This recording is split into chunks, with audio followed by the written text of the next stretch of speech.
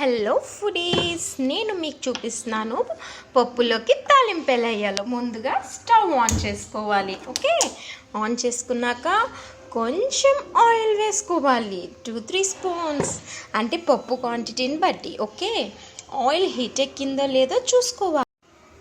చూసుకున్నాక తర్వాత మనకి తాలింపు కావాల్సినవి కరివేపాకు, జీలకర్ర, పచ్చెనగపప్పు, ఎండుమిరపకాయలు, ఎల్లుల్లిపాయలు ది బెస్ట్, దంచేసుకుంటే బాగుంటాయి. ఇవన్నిటిని కలిపేసి మనం మొత్తం కలిపి తాలింపు ఆయిల్లో వేసేసేయాలి, ఆయిల్ కాగాక.